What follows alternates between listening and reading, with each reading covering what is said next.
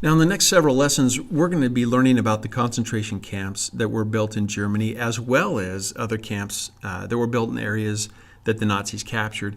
And obviously, by this time, you've been taught something about the camps where 6 million Jews were killed.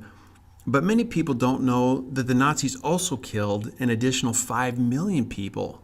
So a total of 11 million people. But who were these other 5 million people? The camps that aren't so famous, they originally weren't built for Jews. This camp system, this will then also include the Jewish camps, they were designated as a place for the Nazi Party to put people who they felt weakened their version of the perfect society, as well as put people who were outspoken in their opposition to Adolf Hitler and the Nazi Party. Now, before we talk about the origins of these camps and the various groups who were taken to these camps, I think it's fitting that we read a famous quote. Now, this quote comes from Martin Niemöller. He was a Protestant pastor who was an outspoken critic of Adolf Hitler.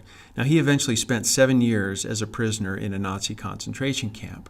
And he said, "First they came for the socialist, and I did not speak out because I was not a socialist. Then they came for the trade unionists, and I did not speak out because I was not a trade unionist. And then they came for the Jews, and I did not speak out because I was not a Jew. And then they came for me, and there was no one left to speak for me."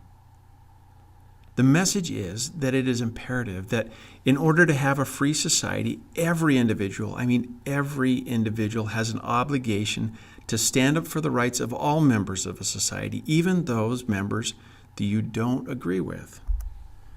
Now, to understand, in order to make sense of why the camps were built by Hitler's Nazi, it's necessary to understand Hitler's worldview or his major goals. Now, Hitler had two main goals. His first goal was to expand the territory that was controlled by Germany. The second goal was to purify what he called the Aryan race. He wanted to eliminate any person who he felt was not Aryan, or any Aryans who were not supportive of the Nazi Party. So the only way these camps are going to make sense is if you understand these two goals. Again, one, expand the territory that was controlled by Germany, and number two, purifying the Aryan race.